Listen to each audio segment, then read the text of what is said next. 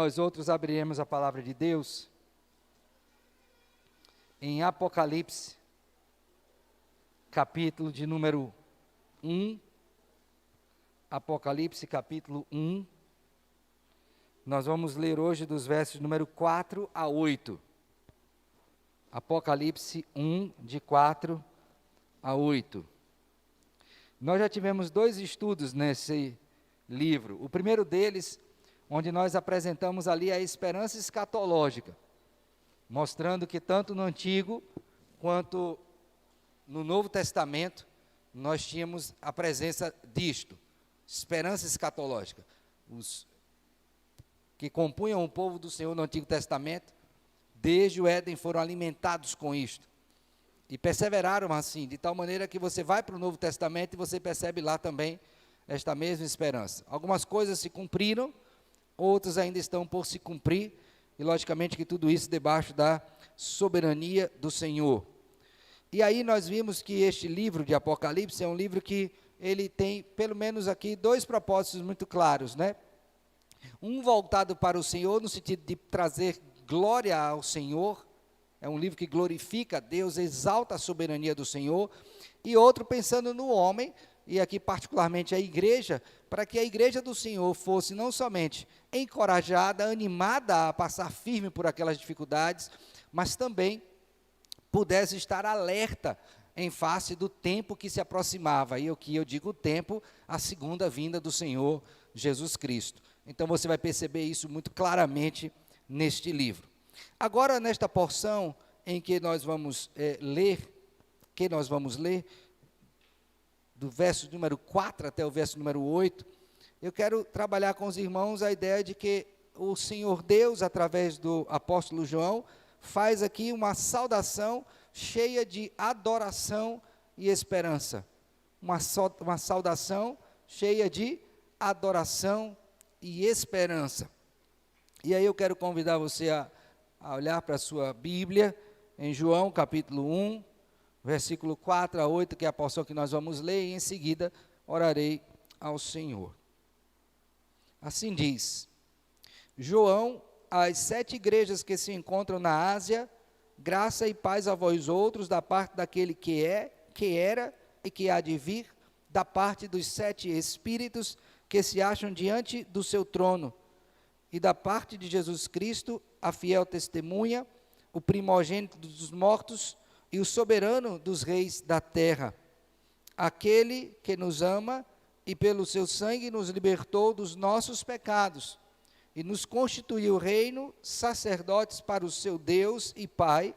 A ele a glória e o domínio pelos séculos dos séculos. Amém. Eis que vem com as nuvens, e todo olho verá, até quantos o traspassaram, e todas as tribos da terra se lamentarão sobre ele. Certamente, amém. Eu sou o Alfa e Ômega, diz o Senhor Deus, aquele que é, que era e que há de vir, o Todo-Poderoso. Amém. Vamos orar mais uma vez, irmãos. Querido Deus, tendo tomado a tua palavra em nossas mãos e lido a mesma, esta porção, pedimos que o Senhor nos dê a graça de compreendê-la, isto pela ação poderosa, iluminadora do teu Santo Espírito. Ó Deus, sem o Senhor, nada somos e nada podemos fazer, por isso ajuda-nos também neste momento, para que sejamos, ó Deus, instruídos, encorajados, confrontados, corrigidos, santificados, ó Deus, segundo a tua graça. Ajuda-me, ó Pai, a explicar e aplicar esse texto à vida de cada um de nós aqui, tudo isto por teu poder e por tua graça. Oramos assim em Cristo Jesus, Senhor e Salvador nosso, com perdão dos nossos pecados. Amém. Amém. Meus irmãos, não é incomum recebermos correspondências. Acho que a maioria de nós já recebeu alguma. E uma das coisas que nós olhamos quando vamos ou tomamos uma correspondência em nossas mãos é se aquela correspondência foi destinada a mim. Porque se não foi, eu não posso abrir e ler o que está ali dentro daquela carta, daquela correspondência, seja de qual natureza for esta carta, esta correspondência. A outra coisa importante quando nós lemos, abrimos esta carta e lemos, é saber quem nos enviou. Isso também é extremamente significativo, porque na medida em que sabemos quem nos enviou a correspondência, isso já traz sobre nós algum tipo de expectativa acerca do conteúdo que lá está contido. E, logicamente, que uma outra coisa que chama-nos também a atenção diz respeito ao conteúdo daquela correspondência. Então, nos é interessante saber se é para nós, quem nos enviou e o que ele quer nos comunicar. Eu creio que todos nós, em maior ou menor medida, quando tomamos a correspondência na mão, pensamos estas coisas. Mas uma outra coisa importante também, irmãos, e que a gente vê isso muito claramente na Escritura, é que toda boa correspondência, ela traz uma introdução que é animadora, ou que já nos conduz ao teor daquilo que nos será proposto. Não é diferente aqui nesse texto que nós acabamos de ler. Quando João, então, inspirado pelo Senhor, escreve aquilo que é chamado de prólogo, que são os versos de número 1 a 3, agora ele vai, de maneira mais clara, direcionar esta correspondência, dizendo quem enviou e quais são os motivos que balizam a existência daquela correspondência. De tal maneira que logo no início você vai ver, pela saudação, que João já traz da parte de Deus uma palavra de adoração e de esperança para os leitores daquela revelação, do livro do Apocalipse, que é conhecido como uma carta profética revelacional. Ela tem essas três características: é uma carta, ela é profética, na medida em que anuncia a vontade do Senhor, e é revelacional no sentido de que mostra aquilo que haverá de acontecer nos últimos tempos. Então, quando nós lemos esta porção, temos que ter isso em mente. Deus, a partir dessa introdução, está mostrando ao seu povo, por meio dessa saudação, que Ele é o único ser que deve ser adorado, aquele que deve ser reconhecido, e como tal, nele, a sua igreja deve nutrir verdadeira esperança. E como é que a gente vê isso? Inicialmente, é importante que a gente considere alguns aspectos relativos ao livro que a gente precisa ter sempre em mente quando lemos esta porção. A primeira delas, já me referi anteriormente, que é com relação à esperança escatológica que todos os crentes deveriam nutrir. Isso foi verdade no Antigo Testamento, também é no Novo Testamento, e deve ser real para nós hoje também. A segunda coisa que você precisa ter em mente é que quando nós falamos de esperança, certamente é porque tem alguém que carece de esperança, e o contexto nos mostra isso. Pois o povo do Senhor naquela época estava sofrendo por conta de uma ação que nós sabemos que da parte dos inimigos do Senhor contra a sua igreja. Uma vez que eles não podem ir contra o Senhor, vão contra o povo do Senhor. Então o povo de Deus estava sofrendo uma forte pressão governamental naquela época, e lembre que a época era o Império Romano, possivelmente o imperador era Domiciano, e havia uma perseguição sistêmica. Eu disse na outra oportunidade que no caso de Nero era pontual, a cidade de Roma, mas quando chegou em Domiciano, era todo o reino. Inclusive, esta carta é dirigida às igrejas que estão na Ásia Menor, que é a atual região da Turquia, que era uma das províncias de Roma. Então, o povo estava em sofrimento e precisava receber este encorajamento, este consolo e direcionamento para esse período de sofrimento. E a outra coisa importante que você precisa ter em mente é que quando Deus está concedendo este consolo, este conforto, e até mesmo essa exortação ao povo, Ele quer que o povo tenha em mente que Ele é o soberano Senhor. Nunca deixou de ser, continuava a ser naquela época e o seria eternamente. Então era o soberano que estava se dirigindo ao povo, ao seu povo, o povo que ele comprou com o seu sangue precioso, dizendo: olha, eu estou no controle de todas as coisas e todos estão sujeitos a mim. Tudo isso que está acontecendo está debaixo do meu governo. Então, quando você entra na introdução desta carta, que é exatamente essa porção aqui, do verso número 4 ao verso 8, essas coisas precisam estar na sua mente para que você compreenda a real dimensão do que está sendo posto aqui por João, e isto inspiradamente.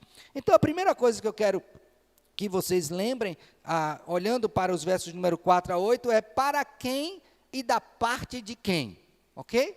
Para quem e da parte de quem. Veja comigo mais uma vez o verso de número 4 até o verso de número 5, a parte A. Diz assim: primeiro, João, as 7 igrejas que se encontram na Ásia, graça e paz a vós outros, da parte daquele que é, que era e que há de vir, da parte dos 7 espíritos que se acham diante do seu trono, e da parte de Jesus Cristo, a fiel testemunha, o primogênito dos mortos e o soberano dos reis da terra. Então, tem 3 coisas aqui que precisam ser destacadas. Primeiramente, João. Por que ele fala João? Não é?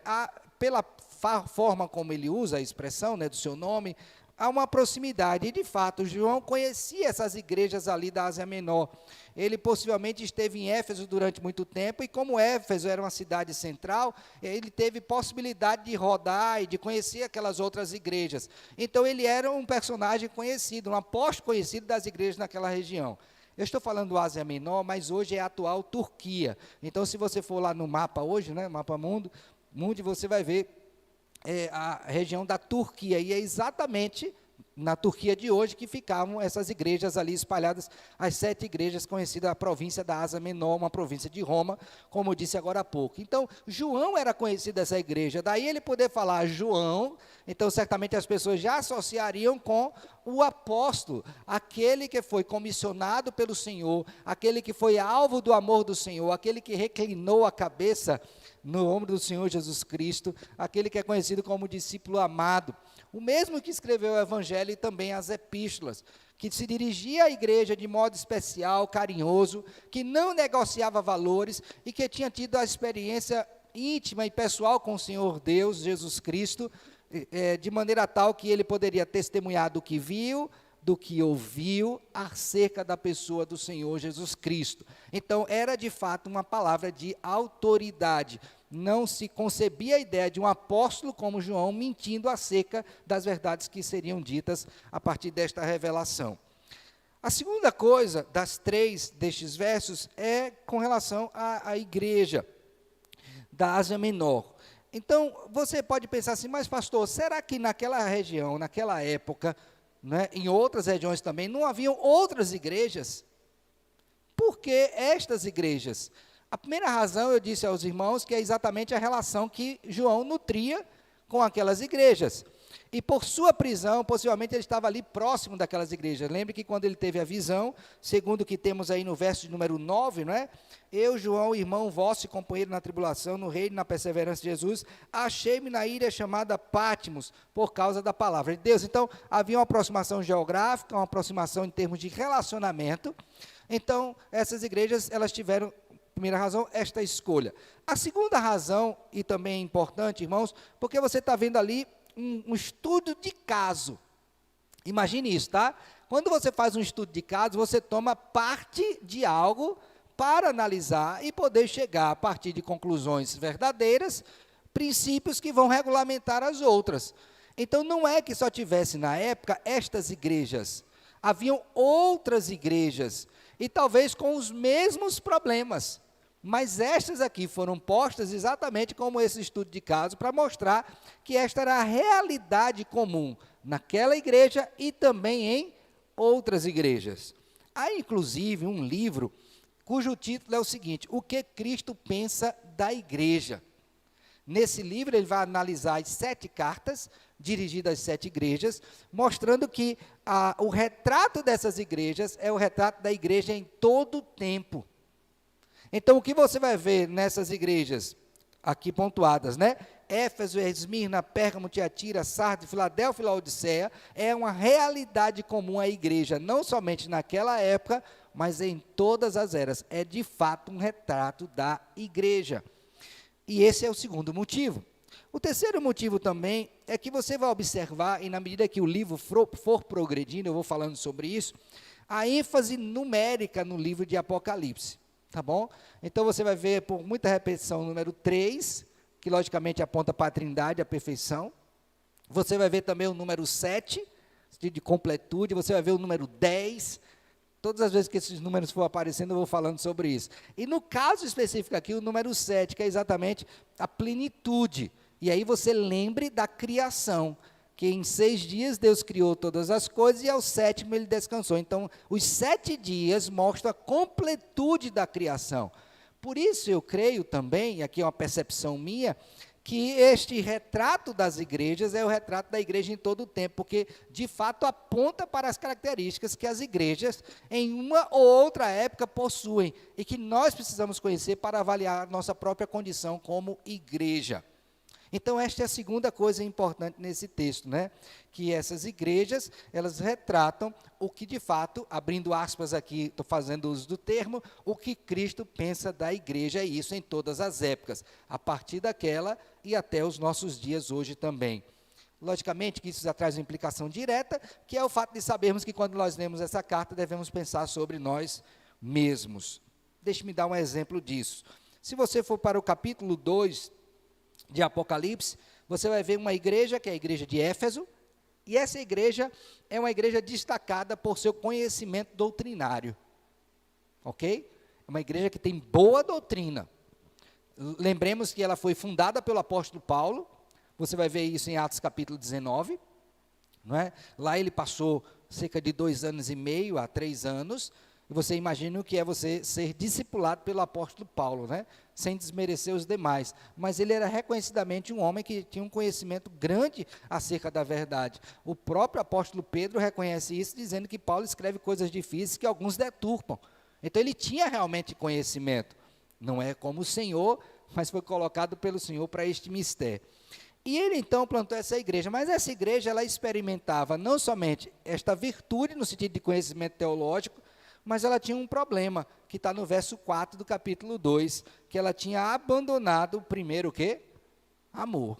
Então a igreja que tinha abandonado os princípios mais elementares da comunhão com Deus, tinha se ensoberbecido por seu conhecimento doutrinário, mas agora Deus estava mostrando que tem alguma coisa errada aí com vocês. Lógico que isto é um exemplo daquilo que pode ter acontecido hoje também no seio de muitas igrejas, que se arvoram de conhecimento teológico, o que é necessário, não estou dizendo que não seja, mas desprezam esses princípios mais elementares de comunhão com Deus, de vivência com o Senhor. Então, primeira coisa, João. Segundo, as 7 igrejas que se encontram na Ásia Menor. A outra coisa importante, irmãos, é agora o que diz respeito ao desejo que este irmão tem com relação à igreja. Ele, como apóstolo, deseja que essa igreja experimente 2 coisas, graça e paz. E é importante considerar isso aqui também, porque essas 2 coisas são importantíssimas no contexto em que a igreja estava. Por quê, pastor? Primeiramente, irmãos, porque não há nada melhor para o crente em meio ao sofrimento de dispor de graça da parte de Deus. Em meio ao sofrimento, rogue a Deus o quê? Graça. Senhor, dá-me mais graça. Pastor, com que base o senhor diz isso? Se você abrir a Bíblia em 2 Coríntios, 2ª Epístola aos Coríntios, no capítulo número 12, por favor, abra a sua Bíblia e veja isso. Você vai ver que um dos momentos em que o apóstolo Paulo retrata o seu sofrimento, está aí neste capítulo, a partir do verso número 7. Ele foi um homem que experimentou da parte de Deus grande saber, teve visões, não é? E nessa época era possível. Então ele teve experiência com Deus que talvez nenhum outro na sua época tenha tido. Mas era possível que isso trouxesse sobre o seu coração, sobre o seu ser, soberba. Então Deus envia um espinho na carne, que Paulo pede 3 vezes para que Deus tirasse, afastasse dele. E a resposta do Senhor mostra e comprova aquilo que eu acabei de dizer. Em meio ao sofrimento, em meio às dores, clame a Deus por graça. Senhor, dá-me mais graça. E aí veja comigo, por favor, verso 8. Por causa disso, 3 vezes pedi ao Senhor que o afastasse de mim. Então ele me disse: a minha graça te basta, porque o poder se aperfeiçoa na fraqueza. Qual foi a resposta de Deus para um homem que estava sofrendo e pediu para o sofrimento ser aliviado? Disse: meu filho, eu vou te dar graça. Interessante, né, como ser humano, o que é natural e não é errado, quando a gente tem um sofrimento, a gente quer que o sofrimento seja afastado. E Deus responde para Paulo dizendo o quê?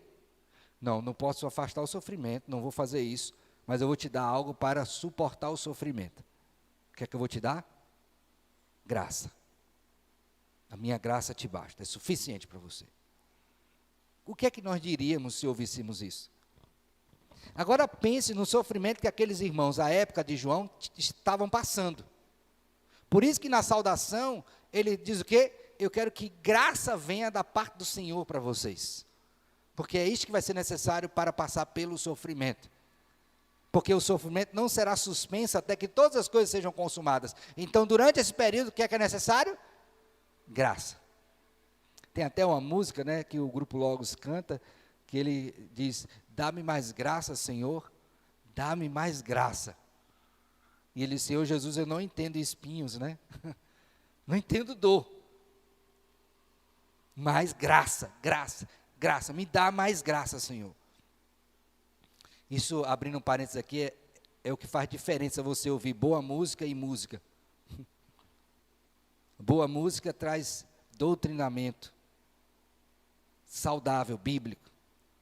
Então, ouçam coisas boas, tá bom? Fechando parênteses.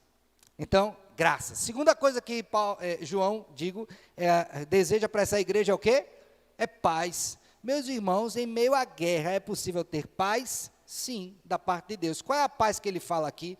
É a mesma que está em Gálatas capítulo 5, que é fruto do Espírito. É a paz que emana de um relacionamento correto com Deus e no que depender de nós, de uns com os outros. Então, o que João está dizendo? Irmãos, olha, não vai ter cessação da guerra. Vocês serão perseguidos, isso continuará, isso será acentuado. Mas em meio a tudo isso, é importante que vocês experimentem o quê? Paz, não a paz que o mundo dá. Não foi isso que Cristo disse? Deixe-vos a paz, a minha paz vos dou, não vou lá dou como o mundo dá. É a paz que excede o quê? Todo entendimento. É a mesma paz que o apóstolo Paulo, escrevendo aos Filipenses, no capítulo 4, quando percebe aqueles irmãos ansiosos, diz: olha, orem, para que vocês possam experimentar a paz de Deus. E não somente isso, no final do verso 9, ele diz também: e o Deus da paz. Então, é a paz que emana do Senhor e o Deus da paz presente com vocês. É isso que João deseja para aquela igreja. Em meio à tribulação, graça e o quê? E paz. É isso que aqueles irmãos precisavam.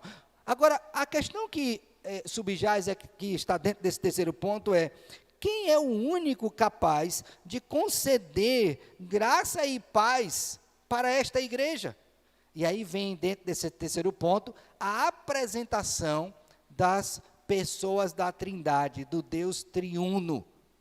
Então, o verso de número 5, parte B, porque veja que ele diz assim, ó: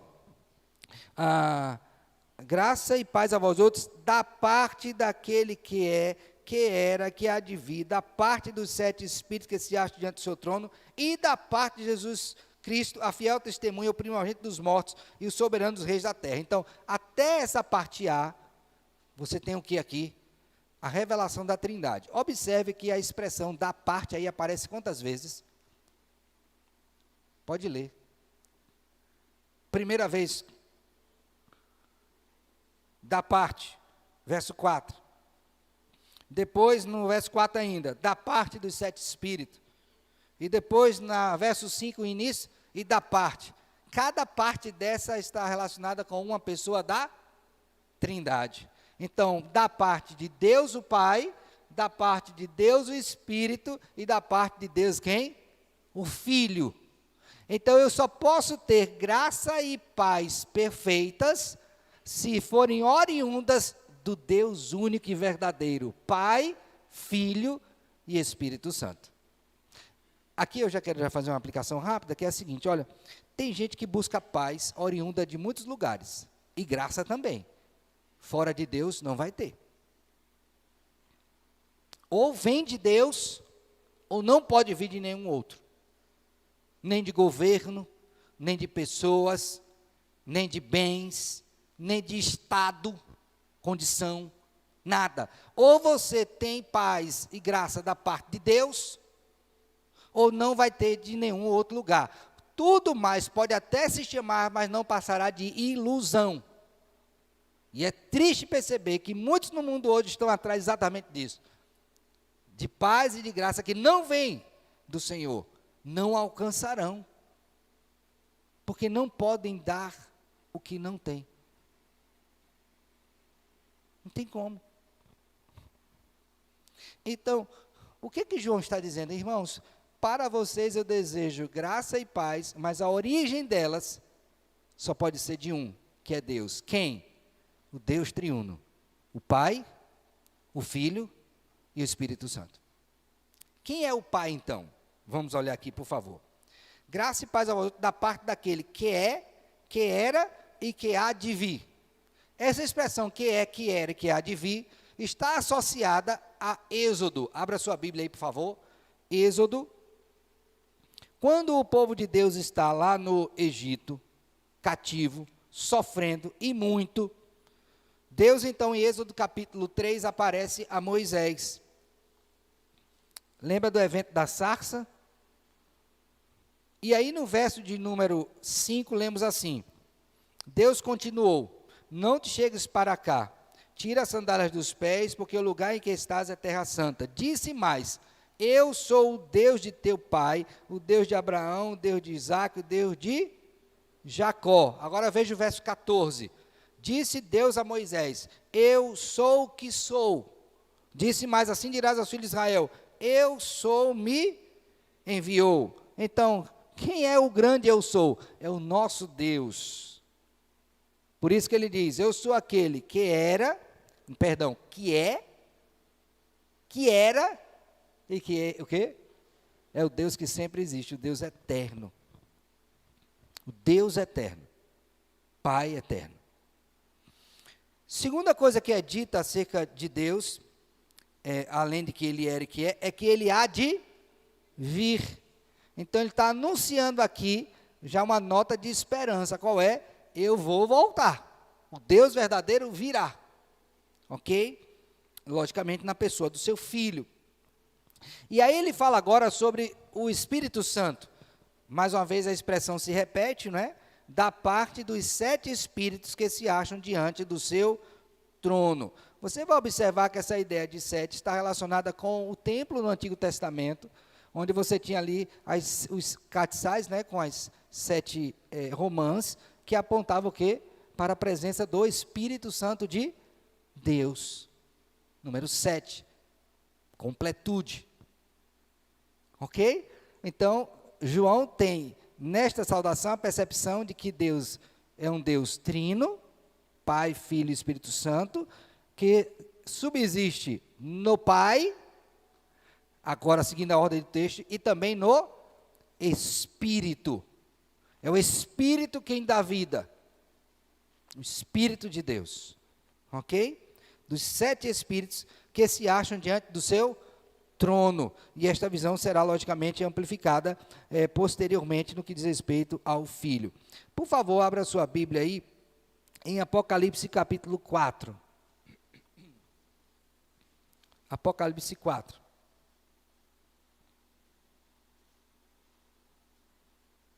Veja aqui uma referência dentro do próprio livro a isto que já foi dito.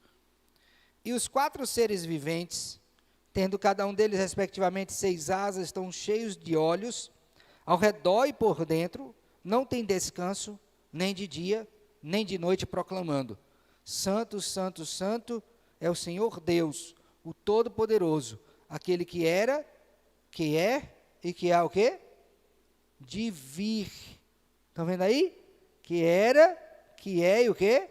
Que há de vir. Então, esta referência ao Senhor, ela é vista ao longo de todo o livro de Apocalipse, tanto quanto o Pai e também com relação ao Filho. Agora vamos para outro texto importante, que é Apocalipse capítulo 3, por favor. Apocalipse capítulo 3, verso 1. Agora uma referência ao Espírito, tá? Ao anjo da igreja em Sardes escreve: estas coisas diz aquele que tem os 7 Espíritos de Deus e as 7 estrelas. Conheço as tuas obras, que tens nome de que vives e estás o quê? Morto. Mais uma vez, o Espírito de Deus, aquele que está, segundo João aqui, não é? Diante do seu trono, é o mesmo que está na igreja e conhece a igreja.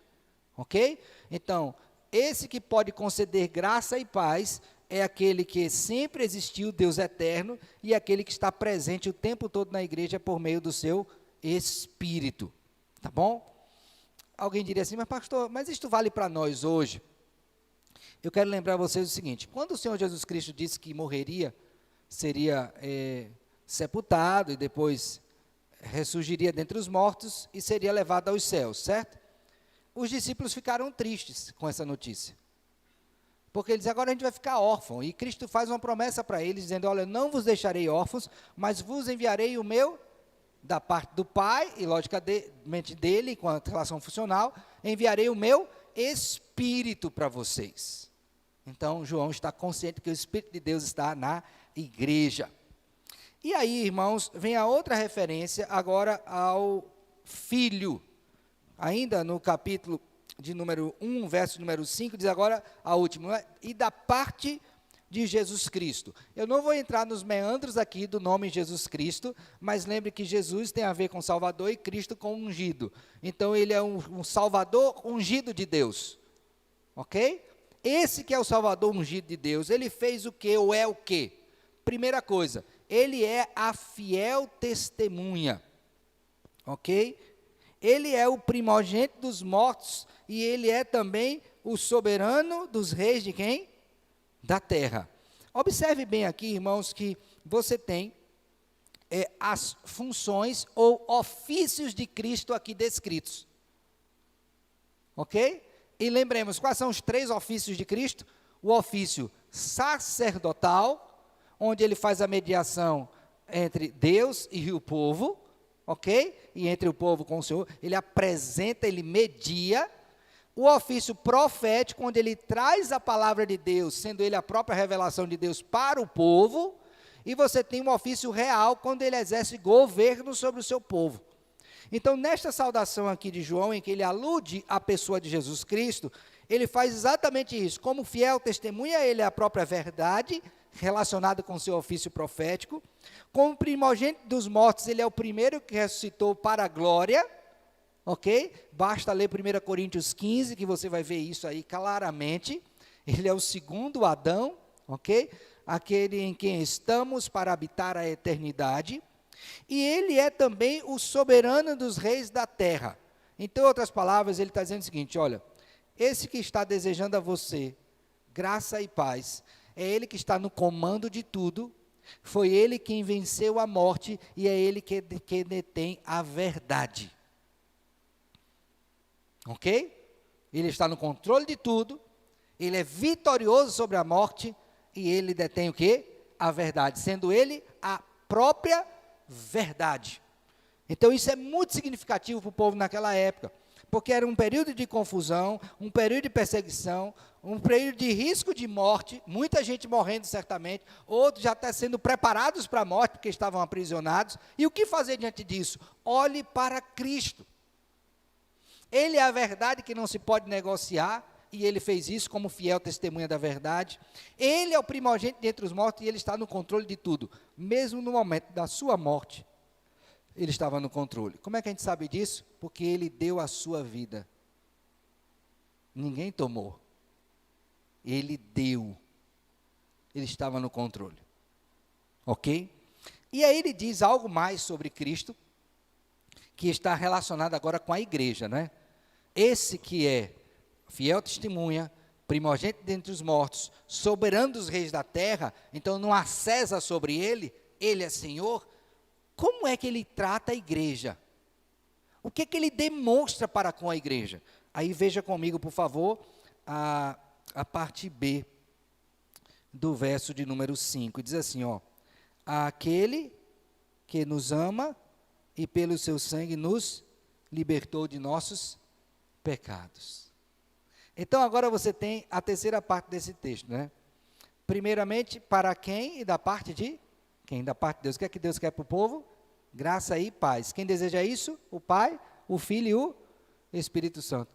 E por que ele faz isso? Porque ele ama a sua igreja. Uma das coisas que vem à mente daquele que sofre, vou retificar, que pode vir à mente daquele que sofre é a seguinte questão: ninguém me ama.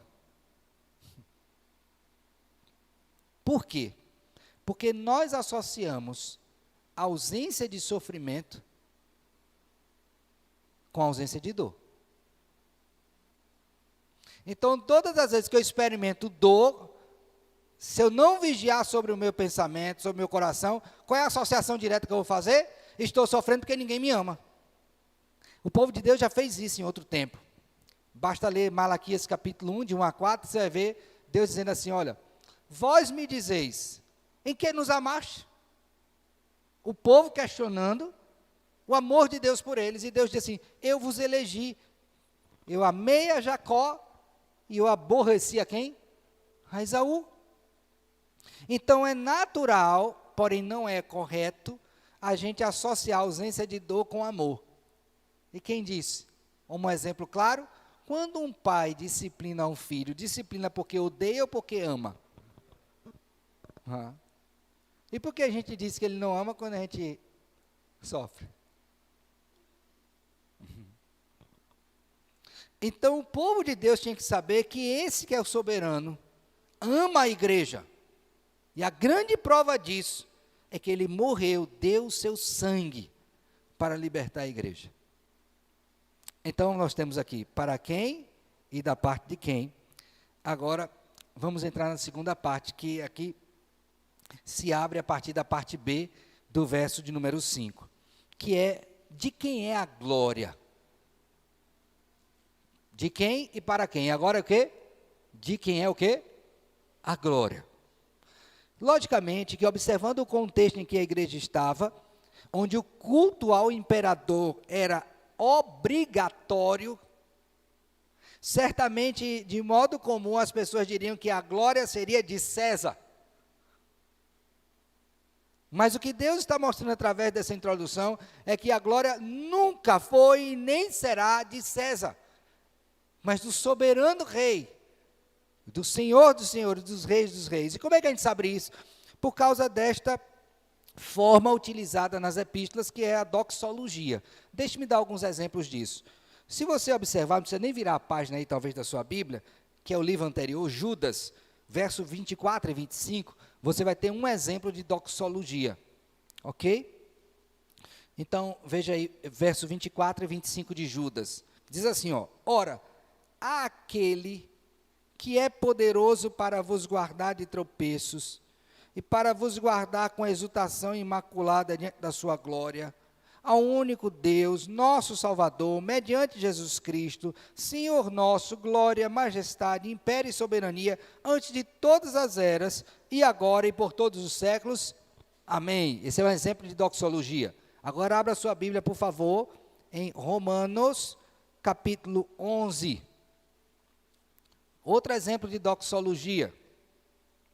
Verso 33, Romanos 11, 33, diz assim, ó profundidade da riqueza, tanto da sabedoria, como do conhecimento de Deus, quão insondáveis são os seus juízos, e quão inescrutáveis os seus caminhos, quem, pois, conheceu a mente do Senhor, ou quem foi o seu conselheiro, ou quem primeiro deu a ele para que ele venha a ser restituído, porque dele, por meio dele, para ele são todas as coisas.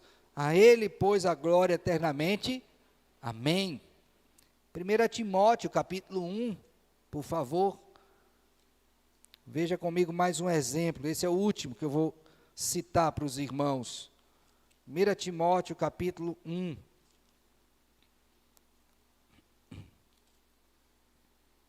Verso de número 17. 1 Timóteo 1, 17. Assim, ao Rei eterno, imortal, invisível, Deus único, honra e glória pelos séculos dos séculos, o quê? Amém. Três elementos básicos em toda doxologia. Ok? Primeiro, uma citação de atributos perfeitos e eternos no Senhor. Ok? Você vai ver, isso pode variar, depende do contexto, às vezes fala de um, às vezes de outro, mas você tem essa citação. Ok? A segunda coisa é o reconhecimento de que ninguém se compara a ele, a este que está sendo citado, descrito. E a terceira coisa importante é que as doxologias, geralmente, elas finaliza com uma expressãozinha chamada o quê? Amém, que quer dizer o quê? Assim seja, confirmação. É isto mesmo, não há outro. Usando a expressão popular, né, é prego batido e ponta virada. Não tem jeito, não tem como mudar. Então, as doxologias elas têm essa característica. E é esse mesmo princípio que João está adotando aqui na introdução. Então, a parte B do capítulo 1, verso 5, até o verso de número 6, então, esses dois versos funcionam como uma, quê? Uma doxologia. Então, esse Deus que se reporta à igreja, que deseja isso para a igreja, Pai, Filho e Espírito Santo, é o Deus que deve ser o quê? Glorificado. Ok? Não há outro. E como é que é essa doxologia? Como é que ela está arranjada? Veja comigo aí. Primeiro ele diz, aquele que nos ama. Então, quem é o único que nos ama? Você tem que perguntar assim, tá? Quem é o único que nos ama? Qual é a resposta? Quem foi o único que nos amou pelo seu sangue? Cristo. Quem foi o único que nos libertou dos nossos pecados? Cristo. Então, quem é aquele? É esse que está descrito por meio das obras que foram realizadas, que é Jesus Cristo. Então, ele está glorificando ao Senhor Jesus Cristo. E por ter feito isso conosco, em nosso favor, ele mudou a nossa condição, o nosso status. Veja agora o verso 6. E nos constituiu reino, sacerdotes, para o seu Deus e Pai. Então, olha, esse Cristo fez essas coisas e mudou a nossa condição. Essa expressão que está aqui, nos constituiu reino, sacerdotes para o seu Deus e Pai, está em Êxodo capítulo 19, a partir do verso 4. E você diz, mas pastor, por que tem isso a ver? Tem tudo a ver, pela seguinte razão. Lembra que o povo estava no Egito cativo sofrendo. Clamou a Deus. Deus então enviou a Moisés, que ele tinha preparado, né, ao longo de 40 anos no deserto ali, preparou. Trouxe esse homem de volta para ele resgatar o povo. Esse instrumento disso nas mãos do Senhor. Quando esse povo sai do Egito, há uma declaração do que esse povo tinha se constituído diante do Senhor, que é exatamente Êxodo 19, a partir do verso 4, tem ênfase aí no verso 5 e 6. Quer dizer o quê? Esse povo que foi resgatado é agora meu povo. É uma nação santa. É sacerdócio real. É um povo de propriedade exclusiva do Senhor. Essa verdade não estava só no coração do apóstolo João, ou de Moisés escrevendo, mas também do apóstolo Pedro. Você vai observar 1 Pedro, capítulo 2, versos 9 e 10, por favor, abra a sua Bíblia aí, por favor. 1 Pedro 2, 9 e 10, o mesmo entendimento e, logicamente, a mesma declaração. Primeira Epístola de Pedro, capítulo 2, verso 9 e 10, diz assim, ó, vós, porém, sois. Então, a palavra sois aí refere-se à identidade. Ela está predicando o sujeito. Ela está qualificando o povo. De que maneira? Quem é esse povo? É uma raça eleita, é sacerdócio real, é nação santa, é povo de propriedade o quê? Exclusiva de Deus. Então, a glória devida ao Senhor Jesus Cristo se dá também por aquilo que Ele é e pelo que Ele fez em nosso favor. Em outras palavras, César morreu por alguém? Qual morreu por alguém e esse sangue foi contado diante de Deus em benefício do seu povo? Quem fez isso? Ninguém, a não ser o Senhor Jesus Cristo. Então, nada mais correto, mais apropriado, nada que revele maior compreensão da verdade do que o quê? Glorificar a Deus por sua maravilhosa obra de redenção. Que é o que João está fazendo aqui. Ele nos constituiu reinos, sacerdotes para o seu Deus e Pai. A Ele a glória e o domínio pelos séculos do quê? Dos séculos. Amém. Então, você tem aqui uma doxologia que aponta para a obra de Cristo, o efeito dessa obra no seu povo e o ponto final desta obra, que é apresentar o seu povo, essa nação santa, diante de Deus como igreja santa, imaculada, pura, sem ruga. Quem faz isso em nós? O Senhor Jesus Cristo, que nos purifica. Agora a pergunta que tem que fazer é o seguinte: essa doxologia é devida a Cristo?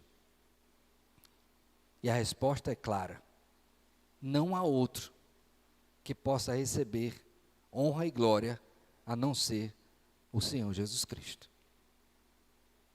Não há outro. E lembre que eu falei agora há pouco, né, a relação com a obrigação do culto ao imperador naquela época. Se você não fizesse, você era condenado. Ia ser preso mesmo, desterrado, perderia todos os seus bens, sua família também sofreria, pressão de todos os lados, para que você pudesse render glórias a Deus. Não, ao Deus do presente século, que na época era quem? O imperador. Irmãos, talvez você diga assim, mas hoje a gente não tem mais Roma como tínhamos antes. Pois é, mas Daniel também não tinha com seus amigos. Por favor, vá lá para o livro de Daniel, e eu quero dar 2 exemplos disso para nós.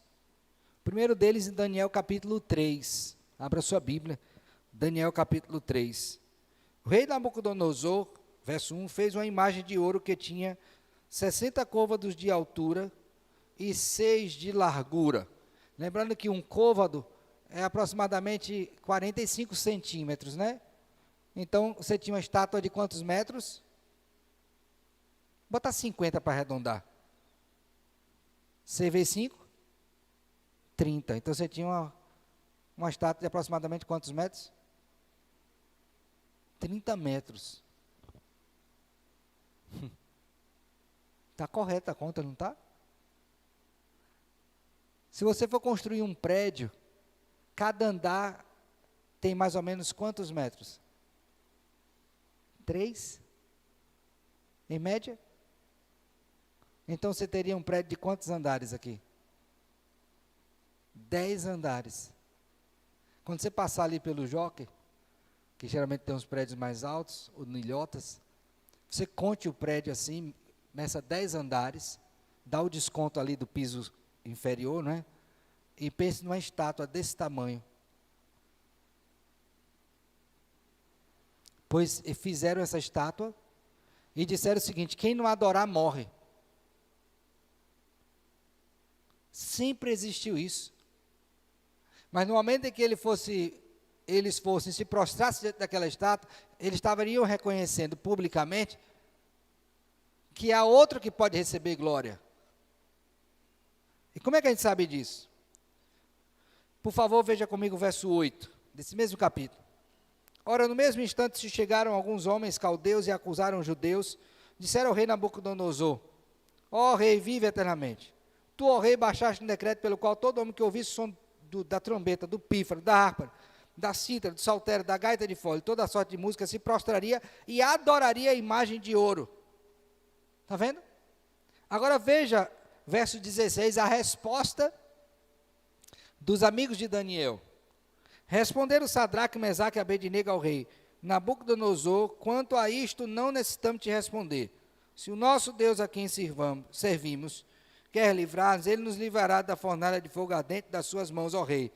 Se não ficar sabendo, ó rei, que não serviremos a teus deuses, nem adoraremos a imagem de ouro que levantaste. Por quê? Porque o único que tem que receber honra e glória é o Senhor.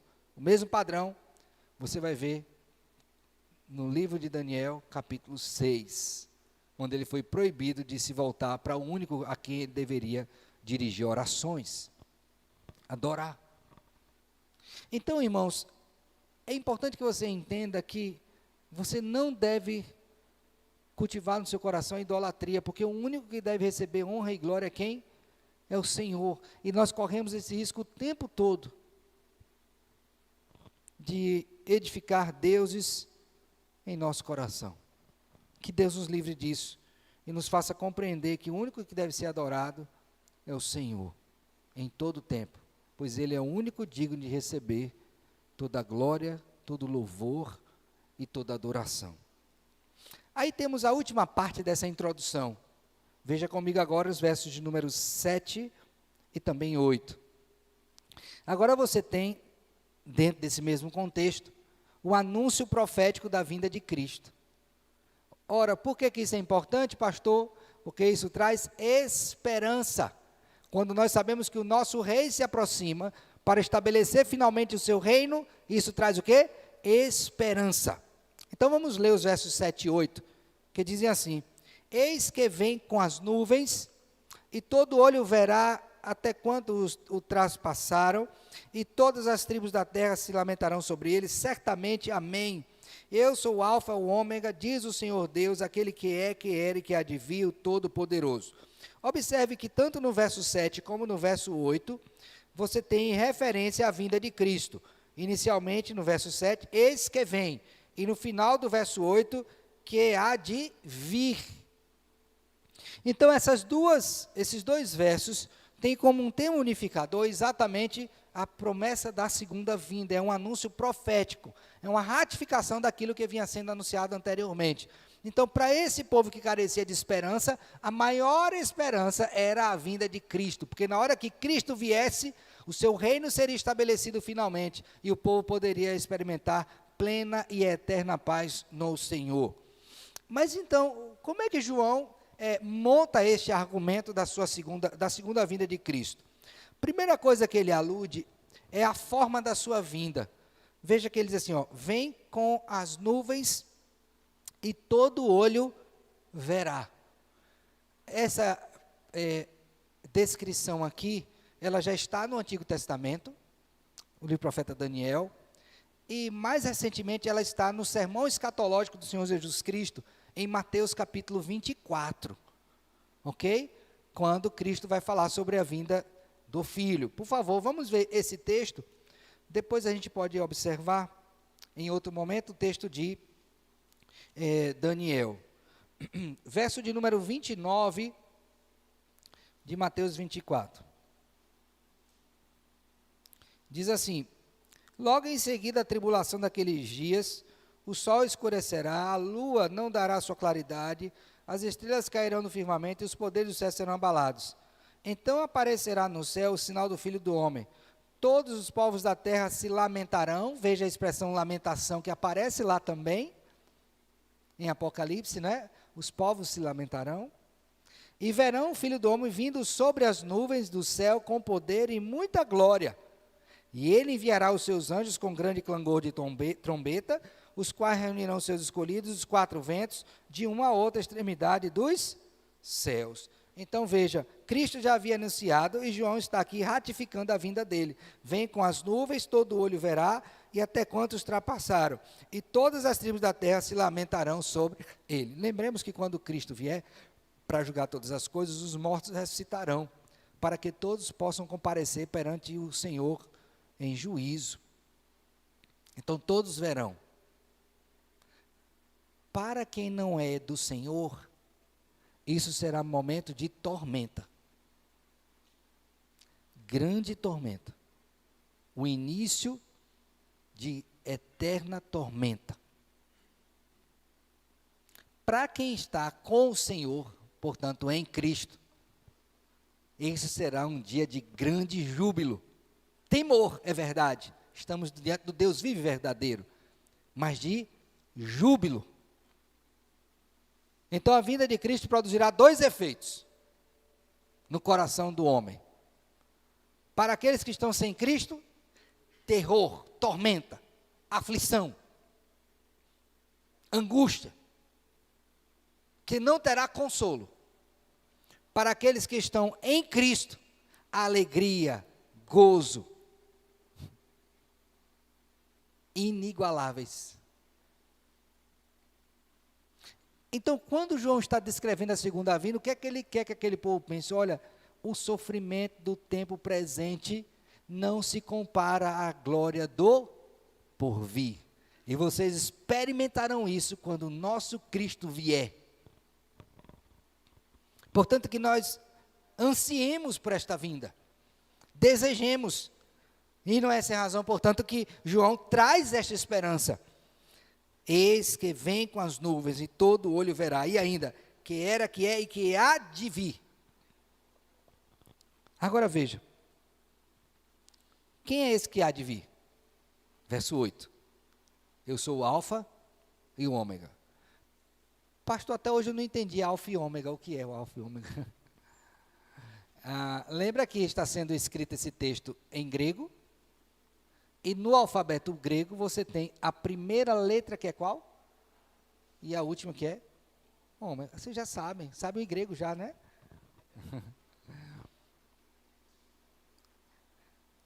Então ele está dizendo que Cristo é o primeiro e o último. Ele é o princípio e é o fim. Alfa e ômega. Além disso, ele é o Senhor Deus. João usa duas expressões aqui. A primeira, Senhor, remete à questão pactual, Deus do pacto, e a outra, a soberania de Deus. Então ele está dizendo, esse que é o princípio, o fim, o alfa e o ômega, né? Ele é o quê? O Deus que entrou em aliança com você, e é o Deus que tem governo sobre tudo e todos. É o soberano. E aí ele diz mais, aquele que é, lembra do eu sou? Que era, eternidade, eu sou o que sou. Que há de vir, a segunda vinda. E aí ele arremata dizendo que ele é o quê? Todo poderoso. Irmãos, você não será soberano se não tiver poder para executar o que você determinou. Como é que eu vou saber que alguém de fato é soberano? Se ele disser que é, tiver constituição para isso, mas se ele demonstrar isso através do seu poder. Temos vivido até dias difíceis no nosso país por conta disso, né? Essa usurpação de poder. Vai entrando no outro, de aquela confusão, e ninguém sabe mais quem manda. Se um mandasse, há uma expressão, né, que quando um burro fala, o outro baixa a orelha. Um manda. João quer deixar muito claro aqui, que Deus que é soberano, ele tem poder para executar o que ele determinou. Então isso deveria produzir o que no coração dos seus leitores? Confiança.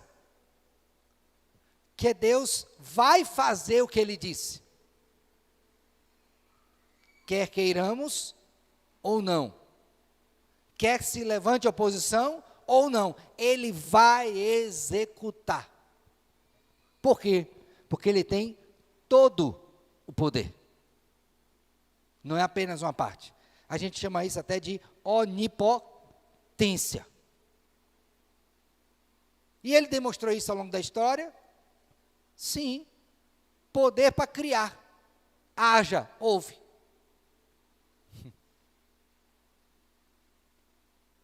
Poder para julgar. A Bíblia diz, com o sopro da sua boca. Acabou. Poder para redimir. Tirar das trevas para a maravilhosa luz. Poder para santificar. Ele tem poder. Tem alguns textos na Bíblia que chamam a minha atenção com relação à soberania de Deus. Basicamente dois, são os que mais me chamam a atenção. Tem alguns textos que são mais caros para nós, né? Em algum sentido. Então, quando eu penso em soberania, dois exemplos me vêm na mente. O primeiro deles é de Nabucodonosor conversando com Daniel. E Daniel falando da parte de Deus para Nabucodonosor, dizendo assim, olha, rei, põe termo nas tuas maldades. Talvez assim você ache esperança. Aí Nabucodonosor é condenado e passa um tempo como bicho. A unha cresce, o cabelo cresce, perde o reino. Vive como um animal, comendo capim mesmo. Depois que ele volta, que Deus restaura, ele diz, agora eu conheço que tem um Deus que é maior do que eu. Me chama a atenção isso, porque era o maior império da época. Aí eu fico pensando hoje, quem é que se acha grande império? Pode pensar, não é só um não, viu? São vários, nações e pessoas. Indivíduos se acham muito sem nada a ser. Só tem um. O outro texto que chama a minha atenção é também de um evento da Escritura relatado em Atos. Quando o povo vai ter uma audiência com Herodes. E aí o povo diz, é voz de um homem, ou melhor, é voz de um Deus, não é voz de homem. Aí ele recebe aquela glória, e o texto é muito claro de dizer o seguinte, ó, porque ele não glorificou a Deus, morreu expirado de vermes. Na hora, imediato. Quem fez isso? Aquele único a quem pertence a honra, a glória, e que tem todo o poder. Seu filho vai atravessar a rua, e ele não sabe atravessar. Ele tem medo dos carros, de moto, bicicleta. E aí quando você segura na mão dele, leva, ele vai com confiança até o outro lado. Por quê? Porque ele confia que o seu pai terá poder para protegê-lo, para guiá-lo de um ponto a outro da rua, sem que ele nada sofra. Chegará lá íntegro. Meus irmãos, muito mais, infinitamente mais, Deus conosco. Então, o que é que essa introdução traz para nós? A lembrança de que, como povo do Senhor, não podemos jamais nos esquecer da adoração que é devida somente a Deus e da esperança que precisamos ter com aquele único que deve ser adorado, que é o nosso Deus. Não nos esqueçamos disso. Jamais. Por isso essa é uma saudação cheia de adoração e esperança. Algumas aplicações para a gente encerrar. A primeira delas é o seguinte, lembrete. O Pai, o Filho e o Espírito Santo estão juntos trabalhando para a glória do seu nome e para o bem da sua igreja. Não se esqueça. Deus está trabalhando, irmão. Cristo, inclusive, fala do Pai, dizendo, o meu Pai trabalha até agora. E ele remenda, né? Completa dizendo, e eu também. Deus o Pai está trabalhando, Deus o Espírito está trabalhando, Deus o Filho está trabalhando até agora. E continuará sempre. Para que ele seja glorificado e para que a sua igreja experimente as bonanças. Então saiba que tem alguém cuidando de você. Não esqueça disso. Jamais esqueça disso.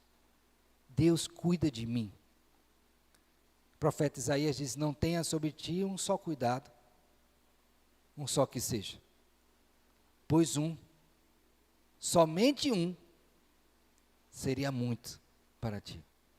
Irmãos, se Deus não estiver trabalhando por nós, estamos perdidos. Mas graças a Ele que Ele está. João quer que o povo lembre disso. Deus está trabalhando pela igreja. A segunda coisa que eu queria que você lembrasse é que você precisa ter uma vida de adoração a Deus. E às vezes a gente esquece disso. Não se esqueça de reconhecer os atributos imutáveis, infindos do Senhor, perfeitos. Quando você ora, exalte ao Senhor, traga à sua memória os atributos dele. A bondade, o poder, a justiça, a sabedoria, o amor, a graça, a misericórdia, a compaixão do Senhor. Traga à memória isto. Traga à memória as obras que Deus realizou. Isso é muito importante para a nossa vida enquanto povo do Senhor. E às vezes as nossas orações são tão destituídas de glorificação ao Senhor, que parece que a gente não aprendeu o padrão de oração, né? Pai, santificado seja o teu nome. Em primeiro lugar, a glória de Deus. Então não se esqueça de glorificar a Deus, de honrar, de bendizer ao Senhor. Não há outro como Ele, não há nenhum Deus, não há rocha como a nossa, como é o nosso Deus. Então glorifique a Ele, conheça-o e glorifique. Se você não glorificar a Deus, certamente você estará glorificando a outra coisa, que não Ele. E estará em pecado por conta disso. Portanto, que seja esse um hábito na sua vida. A outra coisa importante, Quando Cristo dirige a carta às igrejas e o faz, ele conhece a sua igreja. Nós vamos ver isso mais detalhadamente, mas eu queria que você de antemão já soubesse. Olha, Deus em Cristo me conhece. Ele mostrará isso. E já mostrou na medida em que se dirige a mim. Ele me conhece. Sabe da minha maior necessidade. Inclusive já realizou obra nesse sentido. Dando a sua vida por nós. Então Cristo me conhece e me ama. O texto é muito claro, diz, aquele que nos ama. Então, nesse momento que a gente está passando, é possível que você diz, meu Deus, se tu me amas, por que meu filho morreu? Por que minha mulher morreu? Por que meu esposo morreu? Tu me amas, por que eu perdi o emprego? Por quê? Por quê? Por que eu peguei esse vírus? Irmãos, essas contingências da vida, que trazem abatimento sobre o nosso coração, não são prova de que Deus nos ama, não nos ama, não. O referencial está errado. No mundo caído, nós não somos consumidos por causa da misericórdia de Deus. Então, se estamos vivos, é prova do seu amor, da sua bondade. Se temos salvação, é prova do seu amor e de sua bondade. Mas a gente quer olhar o quê? Para as circunstâncias, para mensurar amor. O amor do Senhor. Olha, não faz isso. Porque é possível que você se depare com circunstâncias adversas e queira pôr em xeque o amor de um ser que é fiel em sua palavra. Se ele diz que ama, é porque ele ama. Então, Deus te ama. E quando eu digo isso, eu estou falando a igreja redimida por ele. Porque esse amor é na mediação de Cristo. Fora dele, não há. Não há. Então, não se iluda você que está fora. Pedro fala, aquele que nos ama especificamente. Não foi ama todo mundo. Mas Deus não amou o mundo. Não, meu filho, quem disse isso? Não, a Bíblia diz. Pois tem que entender direitinho ali. Porque aquele amor declarado é na base da mediação de Cristo.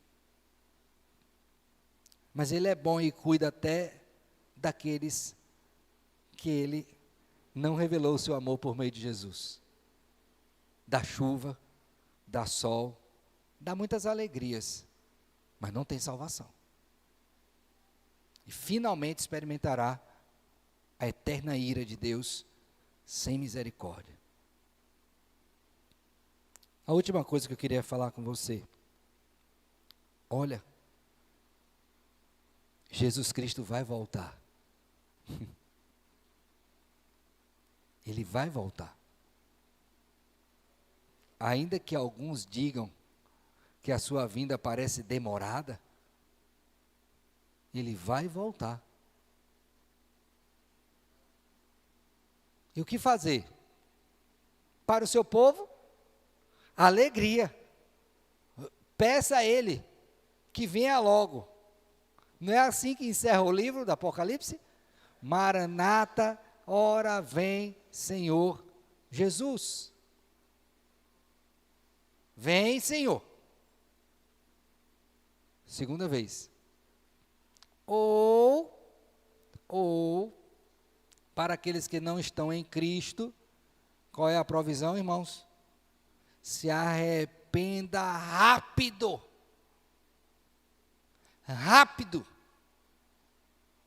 Porque se ele vier e você não for encontrado nele, o que vai cair sobre você?